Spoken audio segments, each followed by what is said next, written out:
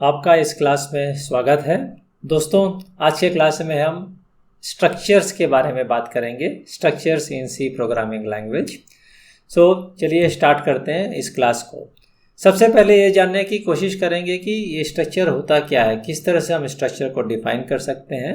आपको मालूम है कि सी लैंग्वेज में डेटा टाइप्स होते हैं, तो कुछ होते हैं प्रिमिटिव डेटा टाइप और कुछ होते हैं यूज़र डिफाइंड। जो स्ट्रक्चर होता है यूज़र डिफाइंड डेटा टाइप होता है। जो प्रिमिटिव डेटा टाइप्स होते हैं वो बहुत सिंपल होते हैं, या तो कैरेक्टर को रिप्रेजेंट करते हैं या फिर इंटीजर वेरिएबल्स होते हैं या शॉर्ट या लॉन्ग। लेकिन अगर आपको कोई रियल वर्ल्ड में कोई ऑब्जेक्ट होता है, जैसे आप मान लीजिए स्टूडेंट के बारे में बात कर रहे हैं, विद्यार्थी के बारे में, या किसी एम्प्लॉय के बारे में बात कर रहे हैं, तो क्या होता है कि कुछ इस प्रकार की जो रिक्वायरमेंट होती है वो प्रिमिटिव डेटा टाइप सॉल्व नहीं कर पाते हैं। तो स्ट्रक्चर उस समय बहुत ही यूज़फुल होता है, क्योंकि जो स्ट्रक्चर होता है वो एक रियल वर्ल्ड प्रोग्रामिंग करते हैं, उसमें एक एंटिटी को रिप्रेजेंट करता है। आप देखेंगे हमने लिखा है कलेक्शन ऑफ वेरिएबल्स। अगर आप एक एम्प्लॉय का नाम लेते हैं तो एम्प्लॉय का नाम होता है, एम्प्लॉय का आईडी होता है, उसका डिपार्टमेंट होता है, उसकी सैलरी होती है। ये सारी चीज़ें जो हैं, नाम, एम्प्लॉय आईडी, सैलरी, डिपार्टमेंट, ये सारा चीज़ें उस एम्प्लॉय की प्रॉपर्टीज़ हैं, उसके एट्रीब्यूट्स हैं। वो पूरे कलेक्शन को हम एक स्ट्रक्चर के द्वारा रिप्रेजेंट कर सकते हैं, क्योंकि सी लैंग्वेज कहता है कि अगर आप प्रिमिटिव डेटा टाइप यूज़ नहीं कर सकते तो आप एक स्ट्रक्चर बनाइए और स्ट्रक्चर में आराम से उसको यूज़ कर सकते हैं। जो स्ट्रक्चर होता है वो बहुत सारे वेरिएबल्स होते हैं, उसको हम जमा करके बना देते हैं, कलेक्शन होता है पूरा, है ना। और जो उसके वेरिएबल्स होते हैं, जो बहुत सारे उसके फील्ड्स होते हैं जो हमने बताया अभी, वो ज़रूरी नहीं है कि सारे इंटीजर हों या सारे कैरेक्टर हों, वो कुछ भी हो सकते हैं। तो वो तो होमोजीनियस भी हो सकते हैं। होमोजीनियस मतलब सब इंटीजर आए तो इंटीजर, सब कैरेक्टर तो सारे फील्ड कैरेक्टर हुए। हिट्रोजीनियस मतलब मिक्स हुआ, कोई इंटीजर हुआ, कोई कैरेक्टर हुआ, कोई एरे हुआ, कोई स्ट्रक्चर हुआ, कुछ पॉइंटर हुआ, तो मिक्स भी हो सकता है। इस केस में दोनों जायज़ हैं। आप चाहे होमोजीनियस बोलिए चाहे हिट्रोजीनियस बोलिए, अंततः वो एक स्ट्रक्चर होता है। स्ट्रक्चर में दोनों चीज़ें हो सकती है। अब स्ट्रक्चर की क्यों दरकार पड़ती है, मैंने भी आपको बताया कि जो स्ट्रक्चर होता है हमेशा एक रियल वर्ल्ड में जो आप कुछ भी चीज़ देख रहे हैं तो उसको रिप्रेजेंट करता है, real world organization of data. और जो डेटा होते हैं वो बेसिकली ग्रुप्ड होते हैं। जैसे आप एम्प्लॉय के बारे में बात किए, स्टूडेंट के बारे में बात करें तो स्टूडेंट क्या हुआ, स्टूडेंट का क्या नाम है, उसका रोल नंबर क्या है, वो कौन से डिपार्टमेंट का है, कौन से ईयर में है, first year, second year, third year, कौन सा उसका करंट CGPA स्कोर है। बहुत सारी जो चीज़ें होती हैं वो आप ग्रुप कर सकते हो और उसको एक सिंगल यूनिट के रूप में देखोगे। तो सिंगल यूनिट जो होगा वो एक स्ट्रक्चर कहलाएगा। हमेशा याद रखना है, जो स्ट्रक्चर है वो कलेक्शन होता है एक पर्टिकुलर ऑब्जेक्ट, एक पर्टिकुलर आइटम के लिए, ठीक है, एक पर्टिकुलर आइटम। वो रिजर्वेशन, रेलवे रिजर्वेशन हो सकता है, एम्प्लॉय का डिटेल हो सकता है, या फिर स्टूडेंट का डिटेल हो सकता है। ऐसी बहुत सारी चीज़ें हैं। अभी आपके पास रियल वर्ल्ड आईडीज़ भी हैं, आपके पास फेसबुक अकाउंट है, इंस्टाग्राम अकाउंट है, गूगल अकाउंट्स हैं। जो अकाउंट में एक एक यूज़र होता है उसके बारे में हो सकता है उन लोगों ने स्ट्रक्चर यूज़ किया हो, है ना। तो जस्ट एक एग्जांपल दे रहा हूँ, ज़रूरी नहीं कि उन लोगों ने ऐसा यूज़ किया है। तो स्ट्रक्चर आप कह सकते हैं कलेक्शन हुआ, ग्रुप हुआ। सी लैंग्वेज में हम स्ट्रक्चर को कैसे डिफाइन कर सकते हैं, है ना। कैसे डिफाइन करेंगे, तो सबसे पहले क्या करना पड़ेगा, जब हम स्ट्रक्चर को डिफाइन करने का करते हैं तो पहले हमको डिक्लेयर करेंगे। तो जब डिक्लेयर करते हैं तो एक नया डेटा टाइप बना रहे हैं। हम इमीडिएटली उसका एक वेरिएबल क्रिएट नहीं कर सकते, पहले हमको उसको एक डेटा टाइप बनाना पड़ेगा, ठीक है। तो न्यू डेटा टाइप। जब भी हम डिक्लेयर करेंगे एक नया डेटा टाइप बनाएंगे। और नया डेटा टाइप का मतलब भी हुआ कि वो उसका एक ब्लूप्रिंट है। तो जब बनाते हैं स्ट्रक्चर तो लिखते हैं employee ID, employee name, employee department, employee salary, employee designation, बहुत सारी चीज़ें, क्या पद पर है, क्या सैलरी, तनख्वाह, सब कुछ, है ना। तो एक उसका एक प्रारूप, एक रूप बनाया जाता है जिसको हम ब्लूप्रिंट बोलते हैं। और जब वो बना देंगे तो सी लैंग्वेज जो बोलता है कि अब आप इसको कंपाइलर को देंगे तो ये एक यूज़र डिफाइंड डेटा टाइप के रूप में इसको हम ट्रीट करेंगे। तो इसको एक नया यूज़र डिफाइंड डेटा टाइप बोला जाएगा। तो आप बहुत सारे स्ट्रक्चर क्रिएट कर सकते हैं, मतलब स्ट्रक्चर आप क्रिएट कर सकते हैं, जैसे आपका प्रोग्राम में रिक्वायरमेंट है आप स्ट्रक्चर बनाते रहते हैं। सो डेटा टाइप आप इंक्रीमेंट कर सकते हैं कंटिन्यूसली। इंक्रीमेंट का मतलब नए नए डेटा टाइप बना सकते हैं। तो क्या होगा कि लैंग्वेज में नए नए डेटा टाइप आ रहे हैं, ठीक है। सो सी लैंग्वेज एक्चुअली बहुत सिंपल है, वो आपको प्रिमिटिव डेटा टाइप देगा और कुछ भी समझ में नहीं आया तो आप स्ट्रक्चर बना दीजिए, क्योंकि वो स्ट्रक्चर किसी भी चीज़ का हो सकता है, ठीक है। सो हमको स्ट्रक्ट कीवर्ड को यूज़ करना पड़ता है। जब भी कोई स्ट्रक्चर डिक्लेयर करेंगे तो हमको स्ट्रक्ट कीवर्ड हमेशा यूज़ करना पड़ता है। अब आप एग्जाम्पल देखिए, जो मैंने आपको बताया था एम्प्लॉय के बारे में, राइट। तो मैं आपको अब 2 एग्जाम्पल देने का कोशिश करूँगा। एक एग्जाम्पल होगा डेटाबेस के फील्ड में और दूसरा एग्जाम्पल होगा सिस्टम, जो आपका सिस्टम है या लाइनक्स कर्नल है उससे संबंधित मैं आपको एग्जाम्पल दूंगा।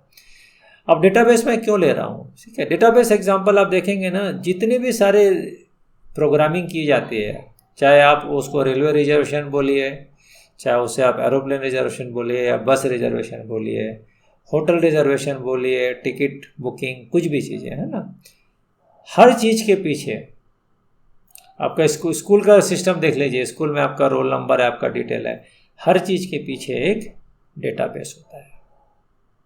अगर डेटाबेस है तभी संभव है आपके लिए कंप्यूटिंग जो भी एप्लीकेशंस होते हैं।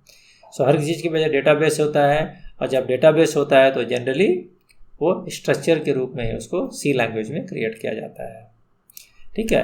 सो ये पर्टिकुलर एग्जांपल आप देखेंगे डेटाबेस का, एम्प्लॉय रिकॉर्ड। सो अब जस्ट एम्प्लॉय की तरफ जा रहा हूँ, आप स्टूडेंट की तरफ भी जा सकते हैं। तो हमने एक डिफाइन किया है, यहाँ पे एक डेफिनेशन बनाया है, देखिए डिक्लेयर किया है स्ट्रक्ट एम्प्लॉय। एम्प्लॉय का नंबर होगा, एम्प्लॉय नंबर, एम्प्लॉय का नाम होगा, तो नाम में हमने बोला है 30 कैरेक्टर, खाली 30 कैरेक्टर्स मैक्सिमम एम्प्लॉय का नाम हो सकता है।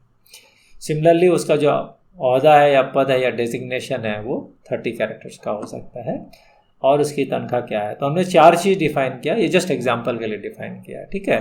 सो यूज़र स्पेस में आप कोई भी प्रोग्रामिंग करती है, डेटाबेस प्रोग्रामिंग समझ लीजिए, प्रोग्रामिंग वेब सर्वर का डिज़ाइन या उससे रिलेटेड प्रोग्रामिंग या कोई भी एप्लीकेशंस हैं, जनरली सब में कुछ ना कुछ डेटाबेस होता है, ठीक है। तो आप स्ट्रक्चर अगर सी में इसको इम्प्लीमेंट किए तो आपको स्ट्रक्चर जनरली यूज़ करना पड़ता है।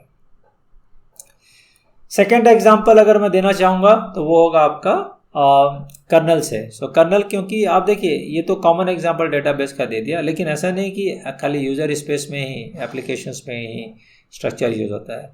अगर आप कर्नल कोड देखेंगे तो आपको लगेगा कि अरे कर्नल में तो हर जगह स्ट्रक्चर यूज़ हो रहा है, ठीक है। क्योंकि कर्नल का कोड, लाइनक्स कर्नल का कोड ओपन सोर्स है, आप आराम से उसको डाउनलोड करके देख सकते हैं। और दूसरा चीज़ ये है कि आप कर्नल का कोड देखेंगे तो आपको समझ में आएगा कि हाँ कैसे इम्प्लीमेंट हो रहा है। अगर आप लाइनक्स को रियली पसंद करते हैं और समझना चाहते हैं तो आपके लिए बहुत ईजी है। सो जो मैं एग्जांपल दूसरा ला रहा हूँ वो ला रहा हूँ फाइल के बारे, लाइनक्स कर्नल से ला रहा हूँ और फाइल के बारे में ला रहा हूँ, ठीक है। सो फाइल के बारे में इसलिए लाने की कोशिश कर रहा हूँ कि बहुत सारे लोग जो लाइनक्स सिस्टम काम करते हैं, और इवन अगर आप विंडोज़ भी देखेंगे तो फाइल जो होता है, कोई भी फाइल होता है ना, आप उसको राइट क्लिक करते हैं विंडोज़ में, फाइल का नाम, उसका एट्रीब्यूट प्रॉपर्टी देखते हैं, नाम, कब क्रिएट हुआ था, कितने उस फाइल की लंबाई है, कितना लेंथ है, मतलब है ना, उसका ओनर कौन है, कब मॉडिफाई हुआ है, तो बहुत सारे डिटेल रहते हैं। लाइनक्स में भी वैसे डिटेल रहते हैं। लाइनक्स में आप कभी भी मतलब देखेंगे कोई भी फाइल के बारे में, तो आपको दिखाई देगा अरे हाँ ये तो डायरेक्टरी है, ये रीड राइट परमिशंस हैं, ये सब लिंक अकाउंट है, ये यूज़र आईडी है, ग्रुप आईडी है, ये साइज है फाइल का, ये टाइम स्टैम्प है, कब ये मॉडिफाई या एक्सेस हुआ था, ये फाइल का नाम है ना। तो आपको बहुत सारा बहुत सारा डिटेल दिखाई देता है फाइल का। तो इसलिए मैं कोशिश कर रहा हूँ कि आपको एक ईजी एग्जांपल दूँ कर्नल से, ठीक है। सो ये सेम चीज़ है, जैसे आप लोग कुछ लोग कमांड जानते होंगे, ch ओनर कौन है चेंज कर सकते हैं, ch मोड जो फाइल का मोड परमिशन होता है, हम प्रोग्रामिंग करते हैं ch मोड, राइट। सो 770771 प्रोग्रामिंग करते हैं, हम प्रोग्रामिंग करते हैं, फाइल को ओपन करते हैं, fopen यूज़ करते हैं सी प्रोग्रामिंग में। जब यूज़ करते हैं तो बोलते हैं हम उसको ओपन करेंगे रीड ऑनली के लिए या रीड राइट के लिए, है ना। तो बहुत सारा चीज़ हम लोग यूज़ करते हैं। ये सारा डिटेल कहीं ना कहीं किसी न किसी स्ट्रक्चर के रूप में कर्नल में होगा, ठीक है। तो जब आप ये सब चीज़ देखते हैं ना तो आपको कर्नल में भी इस प्रकार का डिटेल कहीं ना कहीं होगा या होना चाहिए, इसलिए मैं आपको इसका एग्जांपल दे रहा हूँ। तो चलिए हम कर्नल कोड में जाते हैं। तो हमारा फोकस रहेगा file, kernel space example file information, ठीक है। तो चलिए, सो लाइनक्स में एक स्पेसिफिक फाइल है जो फाइल के बारे में डिटेल रखता है, लिनक्स fs.h बोलते हैं, ठीक है। तो ये जो पर्टिकुलर है, अब इसमें एक स्ट्रक्चर होता है फाइल, उसका नाम भी फाइल है, स्ट्रक्चर का नाम भी, ठीक है। सो आप फाइल में जाके देखिएगा, जब आप फाइल में जाके देखेंगे तो ये एक स्ट्रक्चर है। देखिए पहला चीज़ ये स्ट्रक्ट के रूप में दिखाई दे रहा है, ठीक है। स्ट्रक्ट रूप में दिखाई दे रहा है तो जनरली क्या होता है, जब भी कोई आप कॉम्प्लेक्स बहुत ही टफ कोड बेस देखते हैं तो आप कोशिश कीजिए कि सब चीज़ नहीं देखें। बहुत सारे लोग क्या करते हैं, वो लाइन बाय लाइन सब पढ़ते हैं, समझने की कोशिश करते हैं और कुछ समय के बाद उनको कुछ समझ में नहीं आता। तो आपको ये कोशिश करना है कि आप जब भी कर्नल कोड देखें या कोई भी टफ कोड देखें, आप उसका लाइन बाय लाइन तो बिल्कुल नहीं देखें, आप उसको स्किप करें और कुछ कुछ इंपॉर्टेंट चीज़ों को देखें जो आपके समझ में आ सकता है, ठीक है। तो आप उस पूरे स्ट्रक्चर को देखिए, लेकिन सारा फील्ड मत देखिए। सारा मेंबर देखिए क्या करेंगे, सारा फील्ड देखिए क्या करेंगे, आप कंफ्यूज हो जाएंगे, ठीक है। तो इसीलिए क्योंकि ये कर्नल कोड है, मैं इसलिए आपको बता रहा हूँ। अगर आपने कभी कर्नल कोड नहीं देखा है तो आपको ये रियलाइज़ होगा कि बाप रे बहुत सारे डिटेल है, मेरे तो कुछ समझ में नहीं आ रहा। लेकिन ऐसा गिव अप नहीं मानना चाहिए। ऐसा होप क्यों गिव अप मार रहे हैं? आप कोशिश कीजिए कि आपको क्या समझ में आ सकता है, आपको बिल्कुल आएगा, ठीक है। सो पहला एग्जांपल मैं लूँगा आपको, जो आपको समझ में आएगा वो है एफ मोड।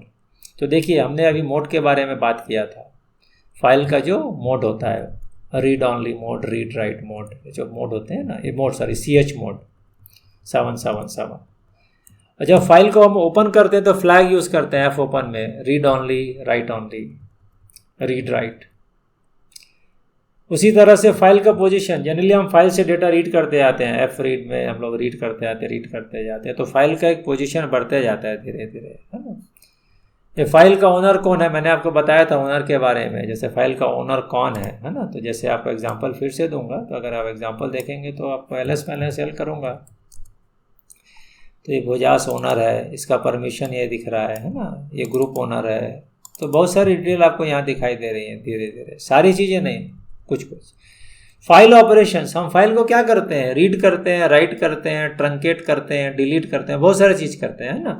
जो रीड राइट करेंगे तो फाइल ऑपरेशंस यहाँ पे जाएगा कर्नल में, आप रीड कर रहे हैं कर्नल में इसी स्ट्रक्चर में आएगा, स्ट्रक्ट फाइल में आएगा, उसके बाद यहाँ पे आ जाएगा और करस्पॉन्डिंग जो उसका जो रीड कॉल होता है या राइट कॉल होता है वहाँ चला जाएगा।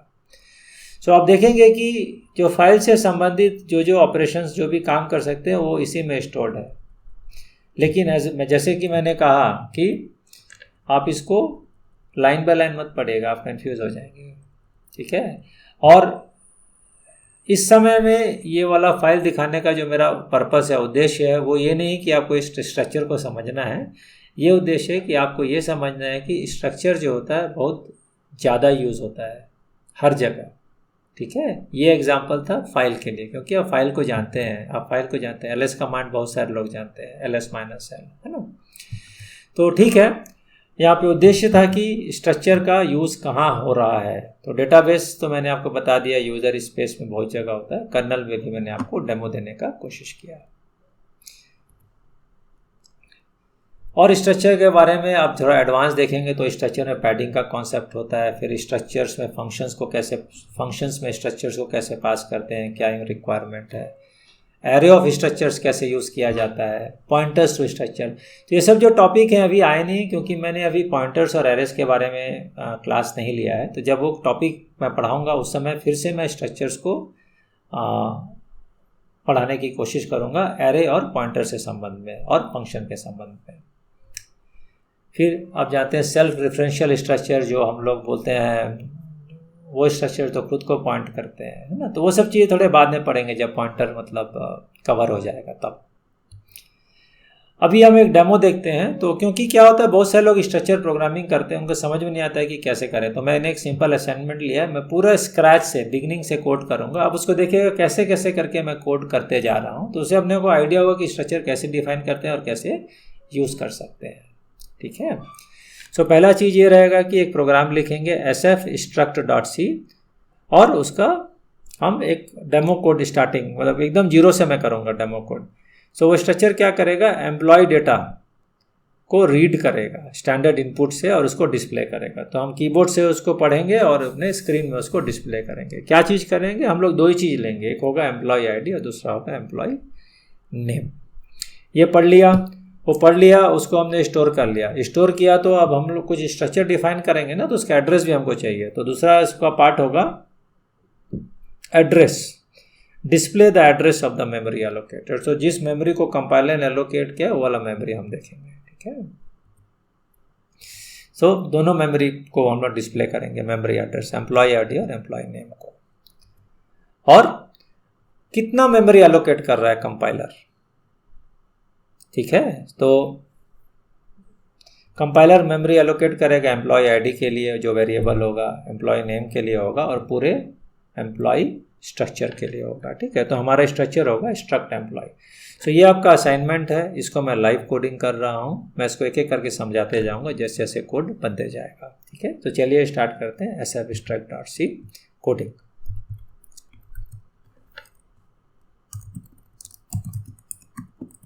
सो लाइव कोडिंग है ये, तो इसमें थोड़ा टाइपिंग मिस्टेक हो सकता है। मैं हमेशा कहता हूँ कि आपको एक ब्लूप्रिंट बनाना चाहिए, इससे क्या होता है कि आपके लिए इजी रहता है, ठीक है। तो मैं ब्लूप्रिंट बना रहा हूँ, अभी मैं एग्जैक्ट कोडिंग नहीं कर रहा हूँ। आप देखिएगा कि मैं जस्ट एक डमी प्रोग्राम का ब्लूप्रिंट बना दिया, ठीक है। अब हम करेंगे रियल कोडिंग। सो स्ट्रक्ट एम्प्लॉय था हमारा, इसमें हमने कहा था कि हम दो चीज़ रखेंगे, एम्प्लॉय आईडी, तो इसको एम्प्लॉय अंडरस्कोर आईडी कर दिया, ठीक है। और एम्प्लॉय का नेम करेंगे तो ये एम्प्लॉय नेम कर दिया। क्योंकि नेम का एक लिमिटेशन होना चाहिए, तो एक 20 हम क्या करेंगे नेम, क्योंकि एरे डिफाइन करें तो एक लिमिटेशन चाहिए, है ना। तो हम कोशिश करते हैं कुछ भी कर सकते हैं, ऐसा नहीं कि 20 चाहिए। सो ये एम्प्लॉय आईडी है, ठीक है, और एम्प्लॉय नेम है। तो एम्प्लॉय आईडी जनरली 4 बाइट का होगा। क्यों 4 बाइट का होगा मुझे मालूम है, आपको बिल्कुल आइडिया होगा, क्योंकि ये इंटीजर है, इंटीजर 4 बाइट्स होता है, ठीक है। उसी तरह से जो कैरेक्टर एरे, तो हमने ऑटोमेटिकली डिफाइन किया 20 बाइट्स है ना। तो 20 बाइट्स एरे है, कैरेक्टर एरे, तो ऑटोमेटिकली डिफाइन किया है ना। सो अब हमने एक स्ट्रक्चर डिफाइन कर दिया, एम्प्लॉय आईडी और नेम, ये डिफाइन हो गया। अब हमको क्या करना है, एक इंस्टेंस क्रिएट करना है, मतलब एक लोकल वेरिएबल या ग्लोबल वेरिएबल, हम कुछ भी ले सकते हैं, ऐसा कुछ भी नहीं है, ठीक है। सो हम सपोज मान लीजिए एक लोकल वेरिएबल लेते हैं, तो हमको डिफाइन करना है स्ट्रक्ट एम्प्लॉय ई। सो ई एक लोकल वेरिएबल हो गया। अब आपको क्या करना है, हमारे पास रिक्वायरमेंट है, तो मैं रिक्वायरमेंट आपको बताते जाऊंगा जिससे आपको आइडिया हो जाएगा कि क्या क्या करना है। पहला हमको क्या करना है, read the employee data from the standard input and display it, right. तो ये दोनों चीज़ें, employee ID and employee name. तो सिंपल प्रिंट अप कर देंगे, enter the employee ID. So ये पहला हुआ, एम्प्लॉय आईडी के बारे में हम बात कर रहे हैं, ठीक है। तो प्रिंटअप पहला हो गया। दूसरा क्या, एम्प्लॉय नेम। सो एक और करते हैं, enter the employee name. So employee ID के बारे में तो हमको लिखना पड़ेगा। तो क्या पहले जो प्रिंटअप करते हैं ये तो डिस्प्ले करने के लिए, लेकिन स्कैनअप करना पड़ेगा रीड करने के लिए, है ना। तो स्कैनअप कर देते हैं एम्प्लॉय आईडी। तो एम्प्लॉय आईडी मतलब एम्परसेंड डालना पड़ेगा, e.emp_id। सो जो सी प्रोग्रामिंग करता है आपको ये समझ में आ गया होगा, क्योंकि ये एम्प्लॉई है ई और इसका आईडी, तो ये हम इसको पास कर रहे हैं एड्रेस। नेक्स्ट हुआ, हमको एम्प्लॉय नेम चाहिए। सो एम्प्लॉय नेम ये ऑटोमेटिकली एरे है, क्योंकि ये एरे है तो इसकी ज़रूरत नहीं पड़ती। एम्प्लॉय नेम हमने डाल दिया तो एरे का जो नेम है वो खुद एड्रेस हो जाता है। तो ये हम इसको रीड करेंगे। अब रीड करना है, नेम है तो परसेंटेज नहीं होगा, परसेंटेज एस होगा, है ना, क्योंकि ये पूरा कैरेक्टर स्ट्रिंग टाइप हम उसको रीड करेंगे। ये रीड हो जाएगा तो हम इसके ऊपर डिस्प्ले कर देंगे, जिससे हमें पता चल जाए कि यस डेटा हमारा करेक्ट है कि नहीं है। सो एम्प्लॉय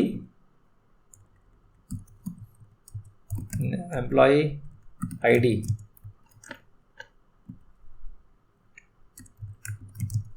e.employee आईडी, तो ये हो गया। उसी तरह एम्प्लॉय नेम भी डाल देते हैं, ये डिस्प्ले कर रहे हैं हम लोग, है ना। थोड़ा बहुत टाइपिंग मिस्टेक होता है, उसकी कोई चिंता की बात नहीं। जैसे जैसे प्रोग्राम करते जाएंगे, कंपाइल करते जाएंगे, कंपाइलर हमें बताते जाएगा क्या इश्यूज़ हैं। तो ऐसा कुछ स्पेशल चिंता की बात नहीं होती है। Employee name percentage S employee name. तो यहाँ तक हमने कोडिंग कर लिया। अगर कोई कंपाइलेशन एरर हुआ तो आप कंपाइल करते समय उसको आइडेंटिफाई कर लेंगे, है ना। तो कंपाइलेशन एरर कई बार हो जाता है, लकीली अभी नहीं हुआ है, ठीक है। तो एम्प्लॉय आईडी सपोज हमने डाला 100, एम्प्लॉय नेम डाला मनीष, तो हम प्रिंट किए तो हमारा करेक्ट डेटा आया। तो हमने एक सिंपल स्ट्रक्चर को कैसे क्रिएट करना है, कैसे उसमें डेटा फीड करना है, एम्प्लॉय डेटा बेस था, सो एम्प्लॉय आईडी और नेम दोनों को फीड किया, दोनों को उसमें डाला और उसको अब डिस्प्ले भी कर दिया। अब नेक्स्ट पार्ट ऑफ असाइनमेंट क्या था हमारा, नेक्स्ट था display the address of the memory allocated for the structure. उसमें एम्प्लॉय आईडी और एम्प्लॉय नेम दोनों का एड्रेस भी चाहिए, है ना। तो अब देखते हैं, तो 3 चीज़ें, स्ट्रक्चर, एम्प्लॉय आईडी और एम्प्लॉय नेम। तो इसको भी कोडिंग कंटिन्यू करते हैं। तो देखिए धीरे धीरे करके प्रोग्राम, मैं इसलिए बता रहा हूँ कि बहुत सारे लोग क्या करते हैं, खूब सारा कोड लिख देते हैं, बिल्कुल सोचते नहीं। आप धीरे धीरे लिखिए। अगर आप रियली प्रोफेशनल हैं तो आप एक साथ लिख सकते हैं। अगर आप प्रोफेशनल नहीं तो आप धीरे धीरे लिखिए, कंपाइल कीजिए और कंपाइलेशन एरर को दूर करते जाइए, वो सबसे अच्छा मेथड होता है, ठीक है। तो नेक्स्ट स्टेप था एड्रेस को डिस्प्ले करना है। ऑलरेडी आप देखेंगे ये हमने एम्प्लॉय लोकल वेरिएबल बना रखा है, तो इसका एड्रेस डिस्प्ले करना है, ठीक है। तो हम ये करते हैं कि एम्प्लॉई स्ट्रक्ट एम्प्लॉय जो ऑब्जेक्ट है, तो struct employee address is %p। क्यों %p? क्योंकि %p जो मैथ होता है वही एड्रेस पॉइंटर को या एड्रेस को डिस्प्ले करने के लिए वैलिड सिंटैक्स है, वही एक सिंटैक्स सबसे करेक्ट होता है, %e। सो ये हम करें तो इससे हमें पता चल जाएगा कि इसका एड्रेस क्या है, ई का। उसके बाद उसके 2 मेंबर्स हैं या 2 फील्ड हैं, दोनों को हम डिस्प्ले करेंगे, किसको, एड्रेस को, ठीक है। तो ये एम्प्लॉय था, अब हम एम्प्लॉय आईडी को करेंगे, एम्प्लॉय। सो स्ट्रक्ट एम्प्लॉय की जरूरत नहीं है, हमको खाली लिखना है एम्प्लॉय आईडी डाल देते हैं, एड्रेस इज %p, है ना। सो ई डॉट एम्प्लॉय आईडी, तो ये आईडी हो गया। उसी तरह से एम्प्लॉय नेम था, नेम का भी अपने को एड्रेस चाहिए, जो नेम वाला वेरिएबल है ना, %p। तो ये तो एरे है, तो एरे का नाम और एड्रेस दोनों बराबर होता है। तो इसको हम ऐसा करेंगे कि एक प्लेन में लाने के लिए, एक लाइन में लाने के लिए स्पेस दे दे रहे हैं ताकि सारा एक ही लाइन में आ जाए। कंपाइलेशन एरर कभी कभी हो सकता है, कभी कभी रन टाइम एरर हो सकता है। एम्प्लॉय आईडी 100 मनीष हो गया। सो अब ध्यान से देखिएगा, जो एम्प्लॉय स्ट्रक्ट एम्प्लॉय का एड्रेस है वो इतना बड़ा है, 5E0, और ये फर्स्ट मेंबर है या फर्स्ट फील्ड है। फर्स्ट फील्ड का जो एड्रेस होगा वो एम्प्लॉय जो स्ट्रक्ट है एम्प्लॉय, उसका बेस एड्रेस दोनों का सेम होगा, ठीक है, इसीलिए 5E0 था। अब नेक्स्ट देखिए, जो एम्प्लॉय नेम है उसका जो एड्रेस है वो E0 नहीं E4 है, मतलब 4 बाइट के बाद है। क्यों 4 बाइट के बाद है? क्योंकि हमने कोड में जो एम्प्लॉय आईडी उसको इंटीजर डिफाइन किया है। अगर आप ध्यान से देखेंगे तो एम्प्लॉय आईडी क्या है, इंटीजर है, 4 बाइट है। तो जो एड्रेस होगा उसमें 4 ऐड करेंगे तो अपना नया एड्रेस आ जाएगा इसका एम्प्लॉय नेम का। सो इस तरह से आप इसको आसानी से डिफाइन कर सकते हैं। तो ये बहुत इजी हो गया। तो अगेन मैं स्टेप बाय स्टेप इसलिए बता रहा हूँ कि ये बहुत सरल तरीका है, आप आराम से एक एक करके आप इसको इम्प्लीमेंट कर सकते हैं। एक साथ कभी मत कीजिएगा अनलेस आप रियली बहुत ज़्यादा मतलब कोडिंग करने में एक्सपर्ट है या बहुत फास्ट है, आपका नॉलेज बहुत अच्छा है। अगर है तो आप कीजिए, नहीं तो एक एक करके कीजिए, क्या उससे अंडरस्टैंडिंग बहुत तेज़ी से बढ़ता है, ठीक है। तीसरा हिस्सा क्या है, तीसरा पार्ट असाइनमेंट का, display the size of the memory allocated for the structure and its member. So अभी हमने एड्रेस के बारे में बात की थी, अब size of the memory, compiler कितना मेमोरी एरिया एलोकेट कर रहा है उनके स्ट्रक्चर के लिए और पूरे स्ट्रक्चर और उसके मेंबर्स के लिए, ठीक है। तो वो भी हम डिस्प्ले कर देते हैं क्योंकि सब कुछ हमारे पास है अभी, डेटा तो ऑलरेडी है। तो ये 3 चीज़ों का हमको कॉपी करना है ना, तो तीनों चीज़ों को हम डिस्प्ले करेंगे। सो स्ट्रक्ट एम्प्लॉय साइज, सो हम साइज के बारे में बात कर रहे थे इस बार, क्योंकि साइज कंपाइलर ने कितना साइज दिया है, ठीक है। साइज इज %LD, यहाँ पे हम साइज ऑफ लगा देंगे, साइज ऑफ ऑपरेटर, यह ध्यान रखिएगा, साइज ऑफ, ठीक है। साइज ऑफ यूज़ किया जाएगा, साइज ऑफ क्या, स्ट्रक्ट एम्प्लॉई या साइज ऑफ ई, दोनों बराबर होता है। आप ये भी डाल सकते हैं या साइज ऑफ खाली ई भी डाल सकते हैं, कोई प्रॉब्लम नहीं। Employee ID size, again size right here, so size is %LD। So यहाँ पे भी हमको साइज ऑफ डालना पड़ेगा, साइज ऑफ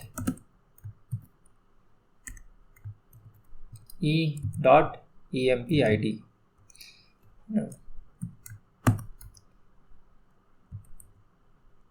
तो एम्प्लॉय आईडी जो आप फील्ड है, ये वाला फील्ड है ना, तो ई डॉट एम्प्लॉय आईडी, तो वो फील्ड डाल दीजिए। उसी तरह से साइज ऑफ ई ने size of this one, the last वाला जो आपका है employee name, E dot employee name था, तो साइज ऑफ डाल दीजिए। सो आपको ये भी समझना है कि जब कोडिंग कर रहे हैं तो आपको मालूम होना चाहिए कि क्या साइज होगा। क्या आपको मालूम है कि साइज ऑफ ई, मतलब ये जो पूरा है इसका क्या साइज है? आप ध्यान से देखेंगे तो इंटीजर है 4 बाइट हो चुका है, और ये 20 है तो 24, तो 24 हो गया 20 + 4 है ना, तो ये 24 आना चाहिए। उसी तरह से ये 4 बाइट होना चाहिए, E dot employee I D. क्यों 4 बाइट? ये 4 ही है, और ये 20 बाइट है तो ये 20 बाइट होना चाहिए। तो आपको ऑटोमेटिकली मालूम होना चाहिए कि क्या होगा, जिस तरह से हमने इस एग्जाम्पल को बनाया है। ठीक है, सो आप देखिएगा एम्प्लॉय आई डी 100 हो गया, एम्प्लॉय नेम मनीष हो गया, तो स्ट्रक्ट साइज 24, 4 और 20। ठीक है, सो ये जो पर्टिकुलर मैंने एग्जांपल दिया है, ये इसलिए बताने के लिए दिया है कि जब आप कोडिंग करते हैं तो आप एक स्ट्रक्चर को डिफाइन कीजिए और स्टेप बाय स्टेप उसको यूज़ करना चालू कीजिए, एक एक फील्ड को यूज़ कीजिए। तो मैंने 2-3 ढंग से किया है। पहला था कि स्टैंडर्ड इनपुट लिखा है, फिर उसको डिस्प्ले किया है, फिर उनके एड्रेसेस को डिस्प्ले किया, फिर मेमोरी को डिस्प्ले किया है। सो आशा करता हूँ कि अब आपको स्ट्रक्चर्स के बारे में, मतलब ये तो थोड़ा बेसिक क्लास था मेरा सी प्रोग्रामिंग का, स्ट्रक्चर्स के बारे में। एडवांस क्लास में थोड़े एडिशनल चीज़ें दूंगा, जिसमें पैडिंग के बारे में बताऊंगा, स्ट्रक्चर, पॉइंटर्स, फंक्शन स्ट्रक्चर्स, ये सब के बारे में बताऊंगा, सेल्फ रेफरेंशियल स्ट्रक्चर्स के बारे में बताऊंगा। लेकिन ये आपको समझ में आया होगा, ऐसा आशा करता हूँ। तो आज के लिए बस इतना ही, और आपसे नेक्स्ट क्लास में फिर मुलाकात होगी। धन्यवाद। वीडियो देखने के लिए आपका धन्यवाद। हमने इंपॉर्टेंट डिटेल्स डिस्क्रिप्शन और कमेंट सेक्शन में डाल दिया है। अगर आपको ये वीडियो पसंद आया तो ज़रूर से लाइक कीजिए। हम हर हफ्ते एक वीडियो रिलीज़ करेंगे, इसलिए आप सैन फाउंड्री चैनल को सब्सक्राइब कीजिए और नोटिफिकेशन बेल को ऑन कीजिए।